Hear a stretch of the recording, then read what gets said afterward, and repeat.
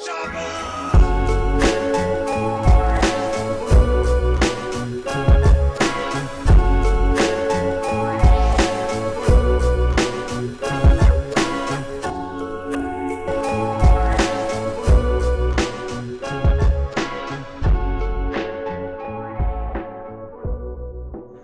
our workload, huh? Typically we wake up in the morning around 10. Some people might accidentally do a sleep-in and be woken up on the dot at 11, ready for scrims, which is a huge pain in the ass, but I'm not pointing any fingers. It's usually me. So yeah, me and Steven usually kick in too late, but we start at 11 and we scrim for one block until 2. Then we usually have a break for an hour where we all go to the plaza and get food or just do whatever we want to do. And then from 3 onwards, we have another block, and that goes from 3 to 6. And after that, it's just solo queue time. With playoffs coming up though, we're gonna change up the schedule and we'll just do like either one best of 5 per day or yeah, maybe something else, but it'll definitely incorporate a best of 5 to mimic the playoff format. Yeah, downtime is really important. The scrimming itself is really tiring. It's definitely exhausting, which from the outside looking in, it might not seem that way, but you're playing at like high performance or high concentration, have to focus on everything and high communication all the time for like 3 to 6 hours. So that's really tiring, and it's I won't say it's stressful because I enjoy it a lot, but it's definitely exhausting. So winding down and having downtime, like just going out to the plaza and stuff and resetting, or recently like I've started playing basketball either by myself or like if people want to come along, then that's cool too. Just to help me chill out and get away from the game for a while, and that's helping a lot, and it's super good, I feel. And I think it's important for everyone to do it. Hopefully people do it more, but yeah, relaxing and winding down, those hours are invaluable. Yeah, so just going from scrims, like say we have a bad day of scrims and you just go into solo queue, yeah, it's a different environment, but the same effect can still happen with losing solo queue or just like having bad games. You can still come off tilted and stuff, so getting away from the game is really important. Doing it in any form possible, like even just playing other games, which is like less recommended. I feel like it's more important to leave the house altogether or to just get away from video games and electronics in general, even just like go sit outside and like meditate or some shit, I don't know, do yoga. Yeah, so doing stuff out of game together I think is pretty important. So in our case, every now and then we do this thing called Jackbox Party Games, where there's a variety of mini games within this huge party box, and yeah, you just hook them up, or one person has it on Steam and you just all connect with your phones. And these games can be anything from like trivia to this game called Faking It, where you guess someone who's lying. And it's a lot of fun because everyone in our team is like really enthusiastic about this stuff, and everyone gets really involved. So it's never stale, and no matter how often we play it, it's always a good time. I think it's not me, you just wasted your vote! I knew it! Fuck you, Miles! I told you it was him from the start! You guys have to not blame me. Why did you listen to me? I told you! I think it helps us get closer as a team and helps us de-stress before games. Normally, for example, I can't really sleep the night before a game because I'm super excited and I'm just thinking about it. I mean, I love playing on stage and it hypes me up a lot, but the night before Legacy, we all played Quiplash, which is a part of the game, and then also Faking It as well. And we ended up playing for like a good 2-3 hours where we just chilled out and like relaxed and got rid of all of that pent-up energy and maybe even stress and nerves for the game tomorrow, the next day. So I think that it helps a lot, definitely. And also, I did sleep well that night because of it. So there we go, that's a first.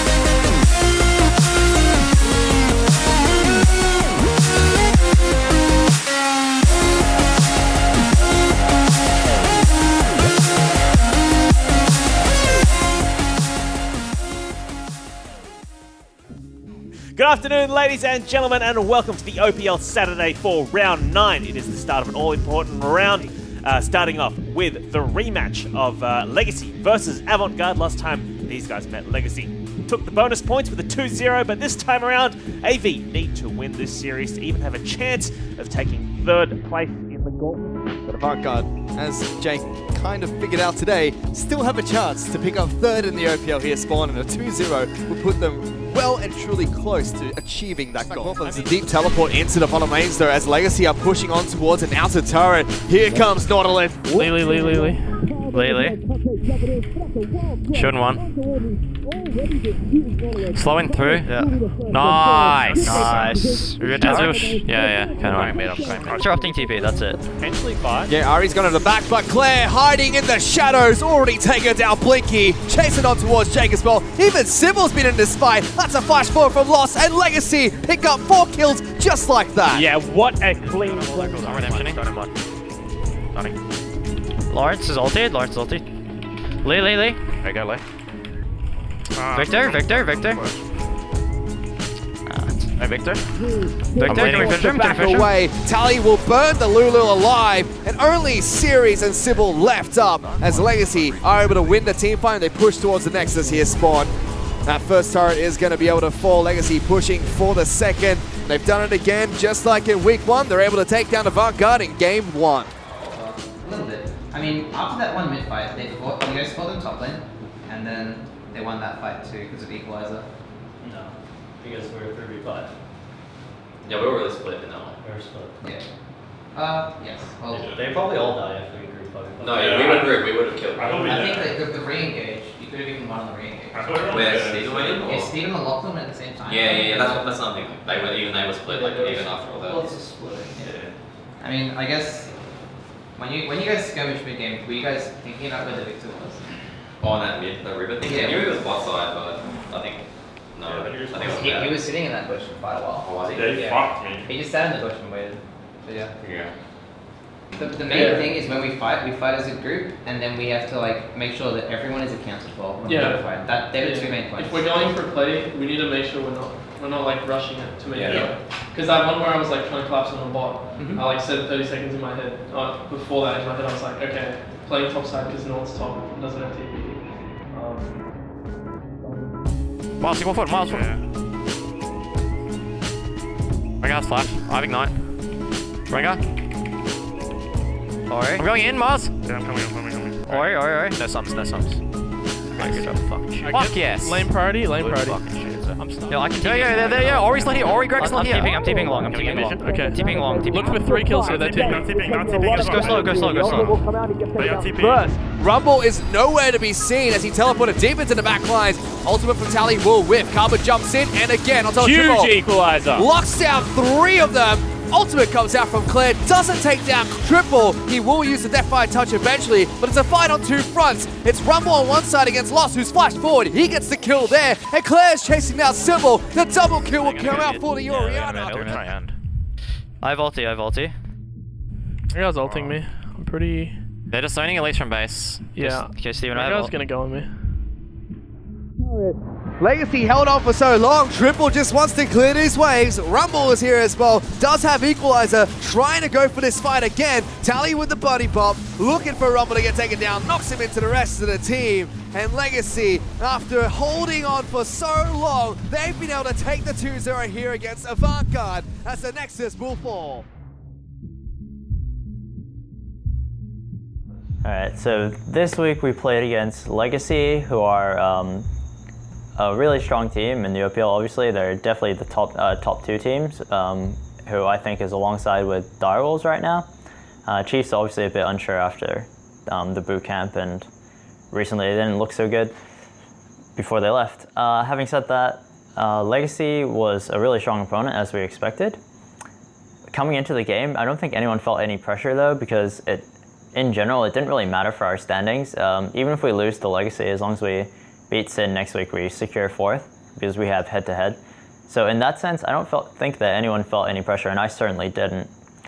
Going into game 1, I think we had a really good draft, which is something that I was very happy about, because I feel like, especially versus Direwolves, we really got outdrafted, and also I think versus Chiefs as well at some points. So coming into the game 1 with a really good draft was gave me a lot of confidence, but unfortunately it didn't really go our way. So we ended up getting ahead with like a good TP from the bot lane where we like killed all of them and took first blood turret. But from then on, I feel like we were just getting caught or like not fighting as a unit. I think there was a few times where we had great chances to just clean them up, but like Steven was on the other side of the wall, or like people were just not on the same page. I think that was really the main problem in game 1. Going into game 2, however, we really like put up a good fight, and I think compositionally here we had a bit of a problem because we picked up the Lucian. We tunneled really hard on denying Lucian from Lost, or Lawrence, who's an absolute monster in the champion, which I don't think is a bad thing in itself. But as a result, we picked up this like really good siege comp with Jhin and Rumble, and we got like a 10k gold lead, but we just couldn't close out the game. And then eventually they sort of outscaled because Lucian just couldn't do damage within our team comp. And also, we did play the fights, or at least I played the fights on a micro level quite poorly sometimes. But yeah, I think that was mostly it for game 2. We got a really good lead early, probably with a tank composition or something like that. With that kind of lead, we would close that out pretty cleanly. But also, we first time Bard as well. And yeah, so just adding to the composition problems and not knowing how to play correctly around it and stuff like that. It ended up being obviously costing us the game. And yeah, I think overall nobody was too upset. We were disappointed to lose, but again, it didn't really have any impact on the standings and stuff, and we definitely played well. So hopefully nobody took it to heart. I certainly didn't, and it was a good series. After the game, because we're friends with the Legacy boys, we ended up going out with some of them. We got dinner, and then we brought a few back to our house and ended up playing those the Quick Flash, the Jack in the Box games together with them. And yeah, it was a good time. We ended up going back out to the city the next day. But in general, we have a lot of fun with them, and we're good friends. So I guess that also added to not being too disappointed and losing, because you feel like, yeah, if you lose to someone you hate, then it's like, ah, shit. But if you lose to your friends, then you can still be happy for them. So I guess that's good. Yeah, so our team is the most closest to Legacy for sure, and also Abyss as well.